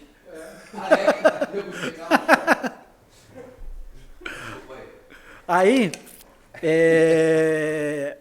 ele montava, desmontava, fazia manutenção e retrofit. Mas eu não vou explicar o que é retrofit. Lá na garagem dele, que era razoavelmente perto de casa. Aí eu fui lá, bati lá. E o cara quê? O Calói, meu grande amigo Calói. Virou, né, depois. Calói, eu vou trabalhar com você. Eu vim aqui para acertar com você, para começar a trabalhar com você. Aí ele falou, não, mas eu não estou precisando de funcionário. Eu falei, mas eu estou precisando de trabalho. O Batata é tipo meio louco, né, velho? Ele chega na... Não, peraí. Você chega na empresa, e fala assim, não, cara, eu vou ser promovido. Por quê? Porque eu quero. Tá, beleza. Aí, eu pensei que a promoção que você ia receber lá era ser mandado embora, mas tudo bem. Aí chega num cara que tá lá sossegado, trabalhando, começando a sua empresa e fala, não, eu vou trabalhar aqui. Eu vou trabalhar aqui com você. Você não tá entendendo. Aí ele falou, não, mano, eu não tô precisando de ninguém. Eu falei, mas você tá crescendo, você vai precisar de alguém. Eu falei, vamos fazer o seguinte, eu tô vendo ali, ó, no canto, tem um disjuntor desmontado. Amanhã, eu venho às 7 horas da manhã para montar e desmontar e vou ficar ninja nesse negócio de disjuntor. Que a hora que você precisar de alguém, eu já vou estar aqui. Beleza? Ele falou, não, mas não precisa, não sei o que. Eu falei, Calói, até amanhã. Beijo. E virei as costas e fui embora. No dia seguinte, tava lá eu, 10 para 7 da manhã. Pode dar risada aí, que é bom. O cara tá se rachando, meu. Eu tava lá 10 para 7 da manhã, batendo na garagem do Calói. Aí ele abriu a porta. E aí eu fui em direção ao disjuntor. Ele falou, ó, vem cá. Aí me chamou de canto. Na mesa dele tinha um contrato para eu assinar e começar a trabalhar. Aí eu falei, porra, que legal, você já tá precisando então? De ontem para hoje, que legal. Ainda brinquei, né? Zoei. Assinei e comecei a trabalhar. Aí eu trabalhei 1 ano e falei pro Calói. Não, mas como é que foi a sua trajetória lá dentro? Você trabalhou e se transformou no cara principal lá, né? Não, principal não, mas assim, nesse 1 ano, a empresa cresceu bastante. E, obviamente, as minhas funções também cresceram bastante. Então, eu fiquei ninja para montar e desmontar os disjuntores e comecei a visitar obras, tal. Ele pegou uma outra parte que são os disjuntores de alta tensão. Então, a gente trabalhava junto na parte de média tensão, né? E os disjuntores que ele trabalhava era de média. Se eu não me engano, era até 15 kV, 15 mil volts.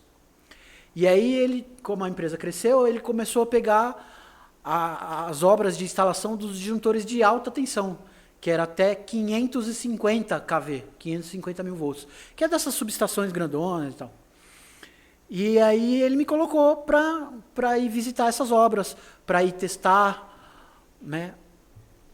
E como eu já tinha passado por vários setores lá dentro da Siemens, inclusive os setores de teste, os setores de teste, inclusive, é para quem estudou eletrotécnica, né? Vou chegar lá. Para quem estudou eletrotécnica, mas como eu sempre fui metido a aprender, estudar e me dedicar, seja lá para o que eu estivesse fazendo, eu trabalhei em vários setores desses de testes. Então, nesse 1 ano eu cresci pra caramba dentro da empresa, porque a empresa cresceu, né? Aí depois de 1 ano, eu já estava visitando obras desses disjuntores de alta, e assim, eu ia sozinho, Chegava lá, tinha que chefiar equipe de 40 peão, sabe? De um monte de cara, tudo mais velho, para fazer a montagem, os testes, antes de inaugurar uma subestação, não sei o quê. E aí tem uma história também que você, de repente, depois de todo esse sucesso interno profissional, você dá aqueles 5 minutos em você também, fala, não, agora eu vou sair. Não, foi assim, depois de um ano de empresa, eu avisei pro Calói. Você chegou nele e falou. Eu falei assim, ó, eu vou sair da empresa daqui a um ano. Porque eu tô montando meu estúdio. E eu vou viver de música. Lembra lá atrás que eu falei que eu ia viver de música? Então, eu comecei, estava difícil, não sei o quê. Falei, não, vou montar meu estúdio. Né? E eu preciso de mais esse ano, trabalhando, para comprar os equipamentos, e montar meu estúdio. Tudo. Daqui a um ano eu saio, no carnaval. Né? Tava no carnaval desse ano, mais ou menos na época do carnaval. Falei, ó, no carnaval do ano que vem eu vou sair. E você quer que eu prepare alguém? Tinha um menino lá, o Edmar, que era mais novo que eu, estava aprendendo. Eu falei, deixa eu treinar o Edmar. Eu vou passando o que eu faço, o que eu sei para ele, para você não ficar na mão sem ninguém. Depois, porque eu já tenho Daqui plano. Um ano eu vou sair. E aí ele falou? Aí ele riu. Aí ele riu, falou, Ele pô, riu. não, Beleza. tá viajando. Beleza. Aí passou uns meses, eu falei, e aí? Vai deixar eu treinar o Edmar ou não? Eles me chamavam de Serginho. Ô Serginho, não viaja, não viaja, mano. O Edmar tá ocupado. Tá bom. Aí foi chegando esse ano.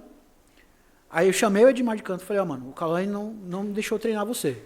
Você quer aprender? Quero, mano, quero. Novo e tal. Aí comecei a passar sem falar com o Calói. Entendeu? Comecei a passar o que eu fazia. Como que eram os testes, não sei o quê. Arrastava ele comigo para os lugares para fazer. Nessa época, eu lembro que nesse ano, eu lembro que eu fiquei 3 meses desse ano trabalhando. Eu entrava às 7 da manhã, fazia hora extra até às 9 da noite. 14 horas. Ia para casa, comia, dormia e entrava às 7 da manhã, saía às 9 da noite. 3 meses direto, sábado, domingo, feriado. 3 meses direto, sem folga. Com plano, traçado. Focado, trampando para caramba. E aí, chegou esse um ano. Aí eu... Bateu na... Sala do Calói. Ô, Cá, você vai me mandar embora o mês que vem. Você tá louco? Ele falou, mano, não viaja. Eu falei, é sério. Lembra que eu te avisei o ano passado? Então, mês que vem eu tô saindo. Aí ele falou, quanto você quer ganhar? Cara. Não tô entendendo. Eu falei, Calói, eu não vim te pedir promoção. Eu vim te pedir para me mandar embora. Aí ele falou, não, mano. Me fala aí quanto que você quer ganhar. Eu quero ganhar muito dinheiro, mano. E eu vou ganhar. Mas com a música. Não é com a sua empresa. Você é meu amigo, eu sou um cara firmeza, você sabe disso. Né? Eu passei um tempo aí fazendo hora extra até tarde. No outro dia de manhã estava aqui cedo. Cara, eu fiz isso porque eu tenho um plano. E vai ser o mês que vem. Aí ele falou, e se eu não te mandar embora? Aí você vai ter um péssimo funcionário. Você tem um ótimo funcionário agora.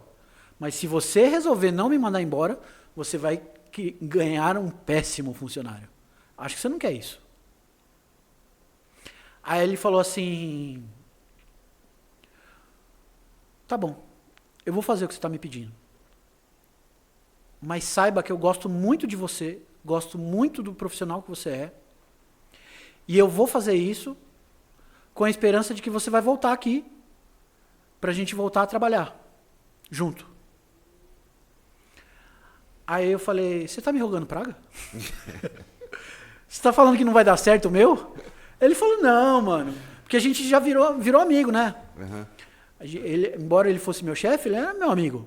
Eu gosto muito do Calói até hoje. Da família do Calói. Todo mundo trabalhava lá, sabe? Os filhos. Monark, Calói, todo mundo.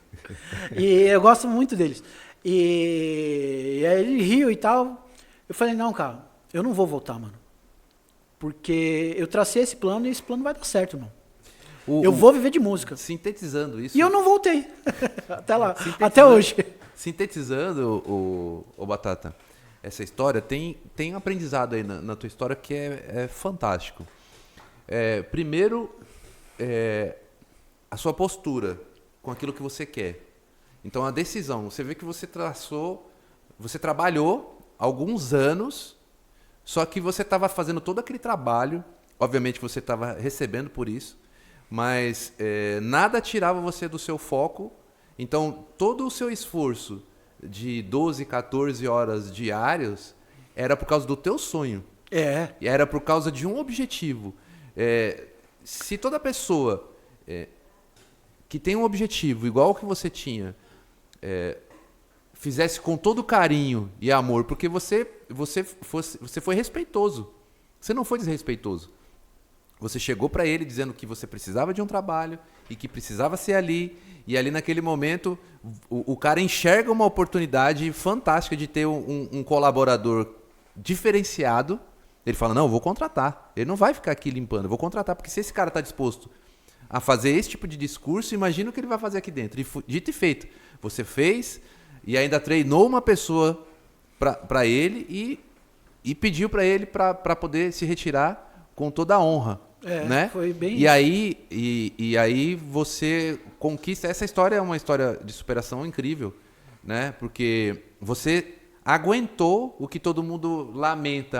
Eu não estou vivendo do meu sonho. Em vez de ficar reclamando, faça o melhor com o compromisso que você tem com você, não só com a pessoa que você está trabalhando, mas o compromisso é com você. Claro. E aí o resultado. História, se vai fazer, faz direito. Sim, o resultado foi o teu estúdio, o teu sonho sendo realizado e viver de música.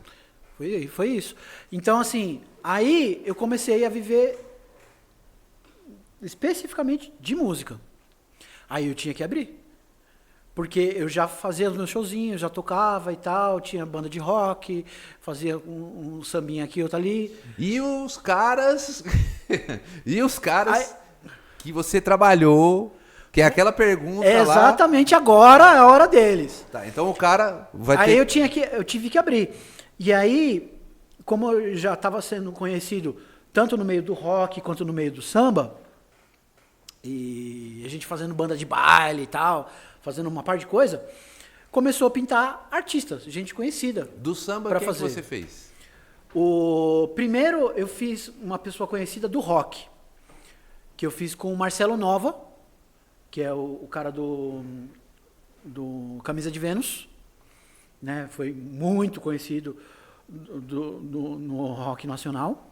O que mais? Né? E aí teve show com o Nazi do Ira, né? Que é um cara até hoje muito conhecido e tal.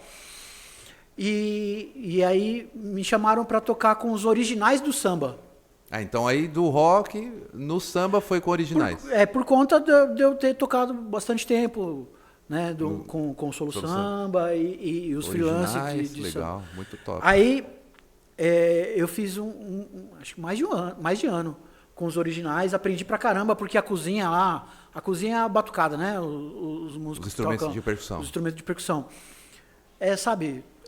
Os top do top, que gravou com fundo, gravou com todo mundo que é top. A cozinha tocou ali nos originais. Então, onde o Mussum tocava. Cara, o topo da cadeia do samba, ele tocou com os caras. Sem contar que o cara tá no Guinness Book. Depois a gente fala do Guinness. Depois a gente já vai chegar lá. Eu acho que eu vou fazer parte 2 do seu, cara. E aí você tava no Originais. Vamos lá, calma aí. Marcelo Nova tocou com os caras no circuito e tal. Depois do Marcelo com Originais, ficou um ano com os caras. Um pouco mais, acho que foi mais de ano. E aí A gente montou as bandas, a TP, tava fervilhando, pegando barzinho legal, né? Já ganhando uma graninha. Pagando pra tocar também muitas vezes. Muitas vezes. Né? Aí a gente montou vários Na projetos. época tinha showmício, né? Que tomava os prejuízos dos políticos que não pagavam, né? Os políticos honestos, né? E aí? E aí eu caí pro mundo da produção. Eu inventei de trabalhar com produção. Produtor musical. Produtor artístico, não produtor musical. Porque existem vários jeitos, vários nomes para produtor, né? Produtor musical é o cara que produz a música dentro do estúdio. O cara que ajuda nos arranjos, o cara que escolhe o microfone, não sei o quê. Isso eu já estava fazendo para as minhas bandas, para as nossas bandas, né? A gente trabalhou muito junto. Várias. E isso eu já estava fazendo. Mas aí eu comecei a trabalhar como produtor artístico, organizar o evento dos artistas. E aí eu entrei para agência produtora. E comecei a trabalhar com um cara gigante do mercado, que é o Guilherme Arantes. Uau. Eu fui trabalhar com o Guilherme Arantes como produtor. Fiquei um tempo. E... Se a gente for chamar de dinossauro... Não, sério, os dinossauros da música popular brasileira, cara, originais do samba, banda do Mussum, top. E aí, produção do Guilherme Arantes, que é um ícone mundial da música brasileira, cara. E lá, o que acontece? O chefe dos produtores é o Anderson Carlos. Também é um amigo de longa data, tocava heavy metal com a gente. Não é o Dandy? É o Dandy. Anderson Carlos. É o Dandy. É o Dandy, pô. E aí tocava heavy metal com a gente e tal, e ele era o chefe dos produtores. E aí o que acontece? A agência produtora, nessa época, vendia todo mundo. Todo mundo que era famoso, assim, top, eles vendiam. Então você fazia produção para todo mundo. Aí famoso. Eu entrei para fazer o Guilherme Arantes, e nas brechas, eles mandavam para fazer outros artistas. Aí, navio também. Não, navio veio bem depois. Eles não faziam navio. Aí nessa parte de produção, eu fiz muita gente. Aí comecei produzindo o Rod Hanna, e aí depois fui pro Guilherme Arantes. Aí, enquanto fazia o Guilherme Arantes, fiz um monte de gente. Aí fiz Capital Inicial, Titãs, Arnaldo Antunes solo, Skank, J Quest, puta. Anitta não. Anitta foi só no navio. Nem existia nessa época. Quer dizer, existia, mas ela não era famosa. Ela era criança nessa época. Ela existia, mas não era famosa. Hein, velho? Você é velho, hein? Aí fiz um monte de gente lá famosa. Um monte de gente bacana aí do mercado. Como produtor. E aí foi que eu saí do Guilherme, o Guilherme saiu da agência produtora, e eu saí um pouquinho antes do trabalho do Guilherme, e fui pro Leandro Learte. Fui fazer produção pro Leandro Learte. Caraca, o Leandro é top também. Que é um cara conhecido, muito conhecido no samba e conhecido como produtor. Não, ele é um baita produtor, né? Como produtor musical e tal.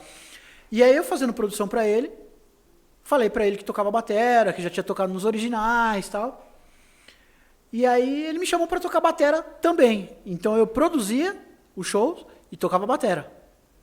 E tem até um show, seu tem até no YouTube, né? Um que você tá tocando em 2 bateras. É nesse show? Então. Porque quando ele me chamou, ele já tinha o batera dele, que é o Moacir.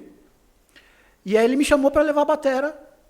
Eu levei a batera, achei que era pro Moacir tocar. Que ele pediu para eu levar a batera. Falei, o Moacir tá lá, ele pediu para eu levar a batera. É pro Moacir tocar. E foi num programa de TV isso.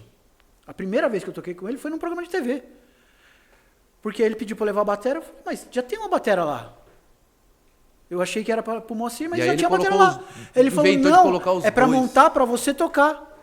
Eu falei, mas e o Moacir? Caiu? E o Moacir? Ele falou, não, vocês vão tocar juntos, os dois batera. Eu falei, mano, que muito louco, vamos aí. E a gente gravou esqueci o nome do programa. Lá da TV Cultura. Tá velho mesmo. Tô velho.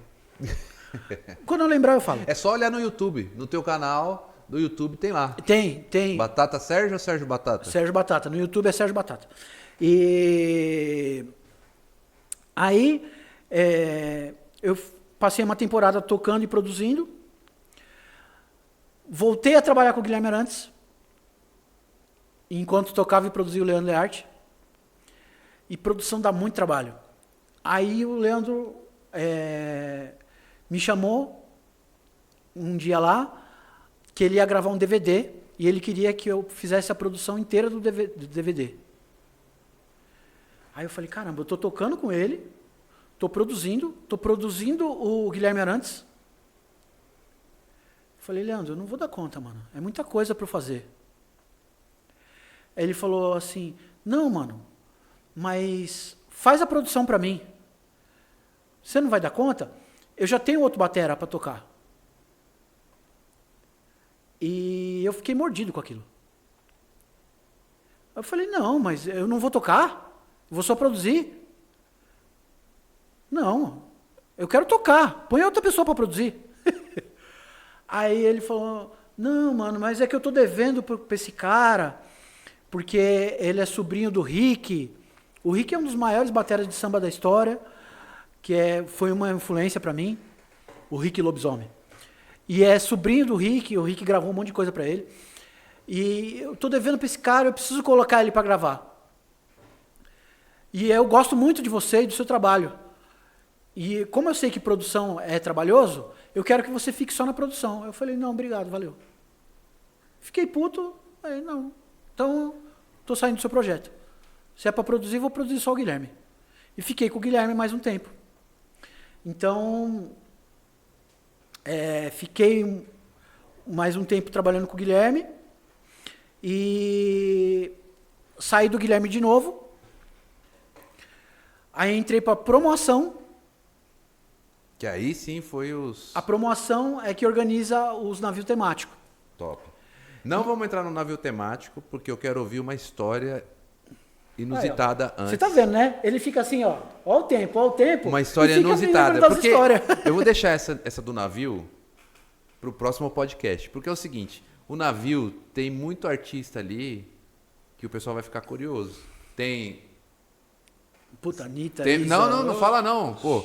Deixa pra próxima. Parou? O que eu quero ouvir aqui, essa história, porque é muito sério. Porque o pessoal tá achando que é qualquer coisa você participar do Guinness Book. Então você tem uma história do Guinness Book. Para fechar, a gente vai falar sobre a história do Guinness Book. Tá. E a gente já te prometo um novo podcast que pode ser gravado a qualquer dia. Porque tem os caras aqui que não trabalham, então tem que trabalhar. Estão vivendo na flauta aqui, o povo? Vivendo de flauta, pode gravar a qualquer dia. Então a gente vai falar da história do Guinness Book Rapidão. Para fechar esse quadro. Tá bom. A história do Guinness é o seguinte. Na época ainda que eu estava com o Leandro, o Leandro é um cara conhecido no mercado, porque é um cara que também não tem medo de fazer as coisas. Ele inventa as paradas, não, vamos fazer e vai dar certo. E ele inventou de entrar pro Guinness Book. O que ele fez? Vamos produzir um show da maior bateria do mundo. Como assim? Como assim a maior bateria do mundo? Ele pegou todas as escolas de samba de São Paulo, pegou todos os percussionistas e convidou para tocar com ele num show no Largo do Paissandu, para tocar as músicas dele com a batucada de todas as escolas de samba de São Paulo, juntas. Caraca, imagina a pressão sonora ali dentro. Ali dentro não. Ali no Paissandu. Você imagina a Gaviões da Fiel junto da Mancha Verde tocando a mesma música. Entendeu? É um risco muito grande, né? E aí, ele precisava de produtores. Produtores extremamente competentes para juntar esse povo. Aí ele falou, e não se matar e não dar briga. E é um show mega, né, gigante. Então, e eu era o produtor dele na época. E aí juntou todas as escolas, mas e a batera? Os bateras também? Eu fiz só a produção, não toquei. Não toquei. É porque a gente fez um outro show lá, no mesmo lugar, mas sem a bateria da escola de samba, que teve participação especial e tal, que eu fiz batera. Teve Emicida, teve uma parte de gente bacana, assim, do mercado. Mas nesse show, foi as músicas do Leandro, com uma porrada de percussionista, né, era um mar de gente. Então, o que a gente fez? A gente colocou aqueles perfil, assim, que é para separar a galera, pôs o público tudo de lado e à frente do palco, um mar de gente, eram os percussionistas. E aí a gente organizou por filas e colocou os mestres de bateria enfileirado, então, porque o som chega lá atrás com atraso. Então a gente montou umas fileiras de caixas com programação de delay, de atraso, para que o último percussionista não escute com atraso. E ele sendo regido pelos seus mestres de bateria. Caraca, isso é uma super produção. Um mar de gente. Fazer uma estrutura com... Pessoal que não sabe, o delay é uma programação de atraso de som, porque pela pressão sonora de um batuque até chegar em quantos metros será que tinha isso daí de mar de gente? Cara, aí? É o Largo do Paissandu inteiro. O Largo do Paissandu inteiro. Então o cara que bate lá na frente, quando chega o som lá atrás, já está atrasado. Então você precisa ter uma compensação sonora que chega mais rápido. Mas é mais dos instrumentos de corda que estavam em cima do palco, né? Sim. Para os percussionistas não ouvir atrasado lá porque é como se, pro pessoal entender, é como se fosse o eco. Tocou aqui, vai bater o som lá embaixo. É isso aí. Então, essa foi a programação. E aí a gente fez o show, foi tudo certo, graças a Deus. E entramos para o Guinness Book. Então tá seu nome lá, Sérgio Duarte Rodrigues. Sérgio Rodrigues. Tá como Batata, não? Sérgio Batata. Entrou Batata? Sérgio Batata. Ah, o nome é artístico. É. Batata, quero honra, te né? agradecer, que era uma honra. Cadê o pessoal da produção? Cadê? Ajuda aí, Felipe. Então vai ter parte 2. Vamos ver, porque, vamos cara, se tem um cara pra contar a história, tem que ser um cara oral. Eu gosto de contar que tem história que quer contar na sequência ainda. Não, mas ele é muito top, Batata. Incrível hora, irmão. História. Tem Bora história que embora muito que eu esteja com você nessa trajetória toda, não ouvi muitas histórias. Obrigado por compartilhar. E até mais ver pro pessoal. Ativa aí o sininho. Assiste inteiro. Tá bom? Compartilha, porque essas histórias transformam vidas. Que HistóriaCast. Fala, produção. Tem que fazer aquela pergunta. Não acabou o tempo, mano. Acabou o tempo. Tá, mas a gente tem que dar o direito autoral do cara que fez. Qual é o nome dele? Abu Janra. Abu Janra. Do Abu Janra. Abu Janra, um abraço pra você. Ele tá vivo ainda, Abu Janra? Acho que não. Não sei, eu acho que ele tá sim. Eu acho que ele tá. O Ravengar. O Ravengar. Eu lembro dele do Ravengar. Janra, desculpa aí, não estamos plagiando, estamos aqui dando os créditos pra você. Mas vamos fazer a mesma pergunta que você faz, só pra sinucar o cara. Sérgio Duarte Rodrigues, Batata. O que é a vida? Ele faz grave assim. O que é a vida? Cara, não sei. Não sei o que é a vida. O que eu sei é que eu tento curtir essa passagem, esse momento. Eu acho que a vida é um presente. É o presente. E é um presente. De novo? De novo o quê? O que é a vida? O que é a vida, Sérgio? Eu acabei de responder. Eu não sei mais muitas coisas para falar sobre isso. Cara, eu acho que assim, não dá para falar o que é a vida sem falar sobre quem nos deu a vida. Não tem como falar o que é a vida sem falar sobre Deus, sem falar sobre Jesus. Eu acho que a vida aqui na Terra é um aprendizado. A gente tem que estar sempre buscando melhorar, aprender e compartilhar. E buscar a palavra dele, buscar o que ele espera da gente. Acho que é isso. Acho que é isso que é a vida. Chega. Batata. Não, 2 tá bom. Tá bom, dá um beijo aqui. Ô, meu irmão. Da hora. Tamo junto. Até o próximo, que não está longe. História Cast. Que História Cast. Manda pra todo mundo. Valeu! Beijo.